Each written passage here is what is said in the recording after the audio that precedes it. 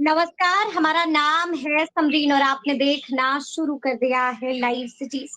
देखिए, लगातार शिक्षा विभाग चर्चा में बना रहता है और आप बखूबी जानते हैं कि इन दिनों चर्चा में बनी हुई है शिक्षकों की ट्रांसफर पोस्टिंग। लगातार आपको लाइव सिटीज़ पल-पल की खबर दे रहा है। हम आपको लगातार बता रहे हैं कि आखिर अब ऐसा क्या कुछ हो गया है कि हमारे शिक्षक एक बार फिर से काफ़ी परेशान हैं। तो आज एक बार फिर से हम इसी मुद्दे पर सीधी बातचीत करेंगे शिक्षक नेता दीपांकर गौरव से। सबसे पहले बहुत-बहुत शुक्रिया बातचीत के लिए दीपांकर।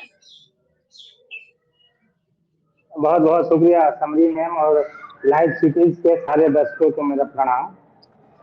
हुँ, सबसे जी। पहले तो आप ये बताइए कि अब हम उम्मीद करते हैं कि शिक्षकों की परेशानियाँ खत्म हो गई होंगी क्योंकि आपने सुना है कि एस सिद्धार्थ ने क्या कुछ कहा है। साफ-साफ कह दिया है कि सबका होगा, थोड़ा धैर्य रखिए। तो अब तो परेशानियाँ खत्म हो गई, समाप्त हो गई?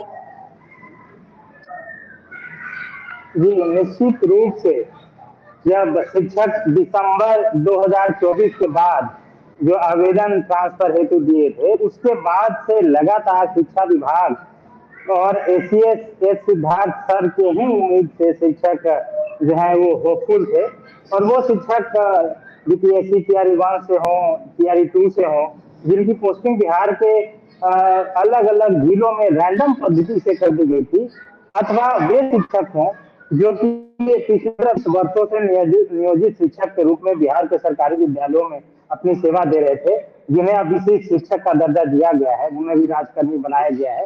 तो एक बड़ा संवर्ग जो है वो ट्रांसफर हेतु और अपने घर के आसपास आने हेतु परेशान था और इस परेशानी को बखूबी एसीएस एसी घाट ने समझा था। लेकिन ये परेशानी अभी भी नहीं सफल हो पाई है और इसका समाधान नहीं हो पाया है, क्योंकि पिछले 7 महीनों से एसएस सर के द्वारा और शिक्षा विभाग के तमाम प्रयास के द्वारा भी करीब 1.5 लाख शिक्षक ऐसे हैं जो ट्रांसफर से वंचित हैं।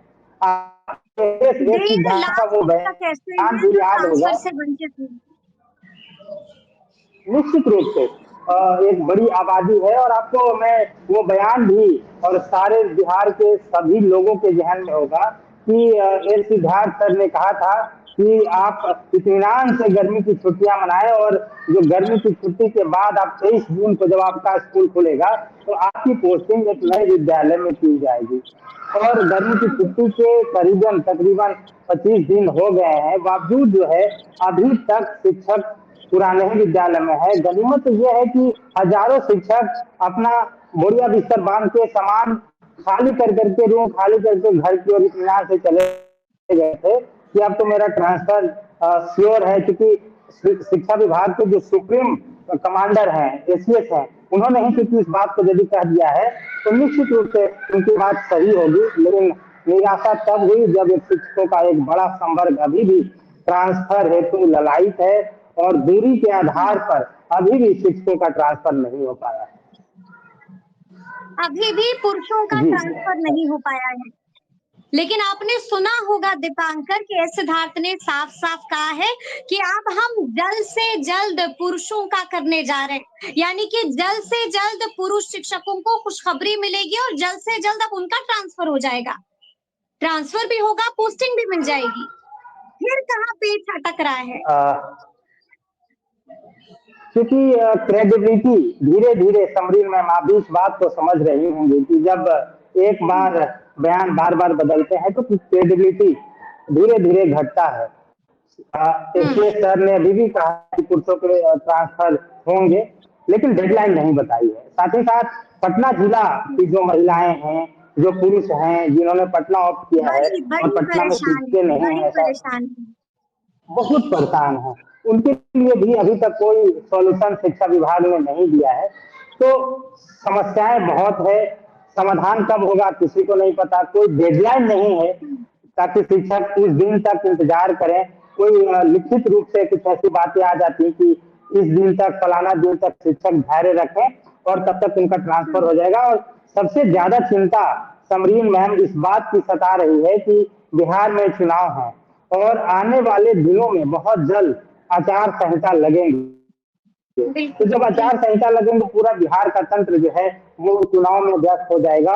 और शिक्षकों को इस बात का डर भी है, भय सता रहा है कि ऐसी स्थिति में उनकी ट्रांसफर जो है वो खटाई में पड़ जाएगी और अगले फिर से 5 वर्षों के इंतजार के बाद ही कुछ हो पाएगा। तो सबसे बड़ी चिंता शिक्षकों की इस बात की भी है, क्योंकि बिहार में चुनाव है और जब पूरा तंत्र चुनाव में हम्म। लग जाएगा तो एक बड़ा मुद्दा जो शिक्षकों के ट्रांसफर ठीक का है, था लेकिन उसका तक दीपांकर रह जाएगा। थोड़ा-सा हम आपसे समझना चाहेंगे कि अब कहाँ-कहाँ पर परेशानियाँ हैं शिक्षकों को? किस-किस बात की सबसे परेशानियाँ ज्यादा हैं जो अब परेशानी भी उन्हें परेशान कर रही हैं, सता रही हैं?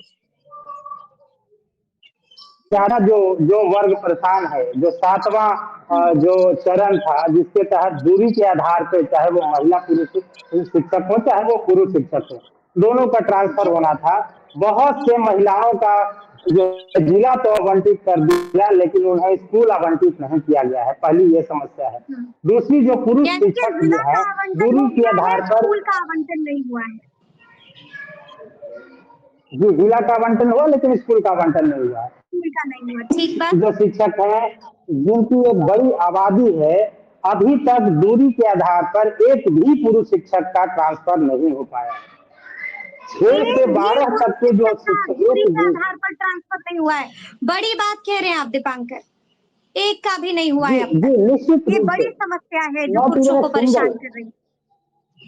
हुँ। Not even a single teacher जो हैं जिन्होंने दूरी के जो अपने घर से 400 500 600 किलोमीटर पे पदस्थापित हैं हुँ। और उनका ट्रांसफर कायदे से होना चाहिए था, उसको अभी तक शिक्षा विभाग ने लटकाया है। और नहीं किया। इस बात की भी सबसे बड़ी चिंता है कि पता नहीं ये ट्रांसफर होगा कि और होगा भी तो कब होगा। शिक्षक इसी बीच एक और समस्या शिक्षकों की आई कि म्यूचुअल का हुँ। ऑप्शन शिक्षकों को दे दिया गया। मैं आपको हुँ। बताना चाहूंगा कि पिछले दो दिनों से ढाई म्यूचुअल दिनों से, ट्रांसफर से तो शिक्षक खुश होंगे दीपांकर? म्यूचुअल ट्रांसफर से खुश बिल्कुल होंगे नहीं, शिक्षक? म्यूचुअल ट्रांसफर एक वही बात हुँ। हुई कि पूरे रेत में पूरे रेगिस्तान में एक सुई ढूंढने के बराबर हो गया है। और इसमें भी ऐसे हुँ। ऐसे क्राइटेरिया हैं कि बीपीएससी शिक्षक बीपीएससी शिक्षक के साथ हैं वो अपना ट्रांसफर ले हुँ। सकते हैं, विशेष शिक्षक जो है विशेष शिक्षक के साथ में विशेष ट्रांसफर शिक्षक। लेंगे, नियमित शिक्षक के साथ में ट्रांसफर लेंगे, हुँ। अपने ही विषय में आपके ट्रांसफर होंगे।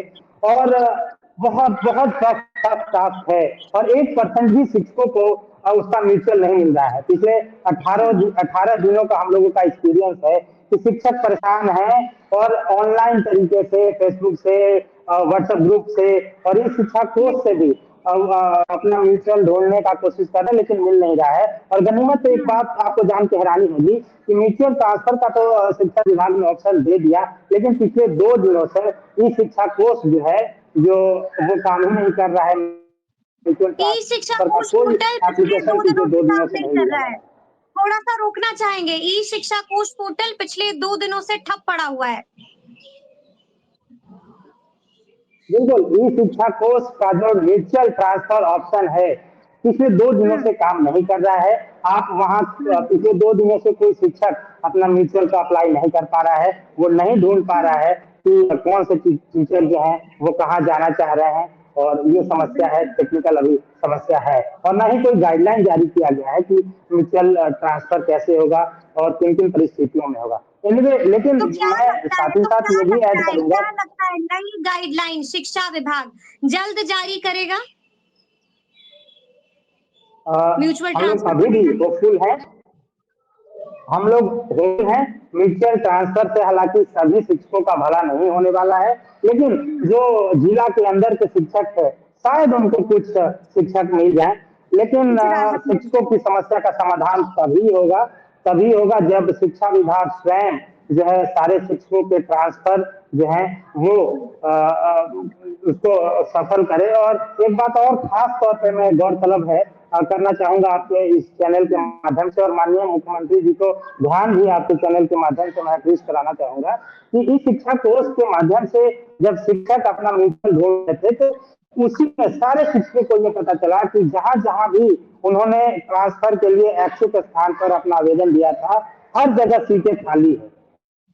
हुँ। अब मैंने स्वयं हमारी टीम ने हमारे संगठन के टेक्निकल टीम ने इस बात को देखा कि जहानाबाद में 11th 12th विषय के हिंदी के 105 स्कूल्स हैं, इसमें केवल 28 टीचर्स हैं। तो एक बड़ी जो रिक्ति है वो शिक्षकों की खाली है, और शिक्षा विभाग ये कह रहा है कि रिक्त पद नहीं है, इस कारण ट्रांसफर नहीं हो पा रहा है। तो मैं खुद ट्रांसफर के लिए मैंने जो एप्लीकेशन दिया है, 10 ऑप्शन में मेरे 10 स्कूल्स के ऑप्शन खाली हैं और मेरा ट्रांसफर नहीं हो पा रहा है। तो इसी तरीके से अब बिहार के देखिए, जितने शिक्षक शिक्षकों हैं में उनका दीपांकर ट्रांसफर बहुत संभव हो गुस्सा पाएगा है। रिक्ति भी। शिक्षकों में बहुत गुस्सा है। कुछ वक्त पहले मैंने सीधी बातचीत की थी बिहार माध्यमिक शिक्षक संघ के महासचिव हैं शत्रुघ्न प्रसाद सिंह जी से। उनसे सीधी बातचीत जब की थी तो उन्होंने साफ-साफ कह दिया कि काफी गुस्सा है, और अगर हमारे प्रतिनिधि मंडल से सरकार के लोग बात नहीं करते हैं तो फिर आंदोलन भी करेंगे हम। तो क्या शिक्षक अब सड़कों पर उतरने का मन बना रहे हैं? निश्चित रूप से हम लोगों के आदरणीय है शत्रुघ्न बाबू, और उन्होंने आह्वान भी किया है कि सत्र तक हम लोग वेट करेंगे। संभवतः सत्र तक यदि सरकार इस मुद्दे को समाधान नहीं कर पाएगी, टीचर्स ट्रांसफर को वो एसेस नहीं कर पाएगी, उसके बाद शिक्षक जो है नाराज होकर के, आक्रोशित होकर के निश्चित रूप से अपनी मांग को लेकर के लोकतांत्रिक रूप से अपना विरोध प्रदर्शन दर्ज करेंगे। विरोध प्रदर्शन दर्ज करेंगे। तो ऐसे में सवाल ये भी उठ रहा है दीपांकर के शिक्षकों ने क्या कुछ सोचा है?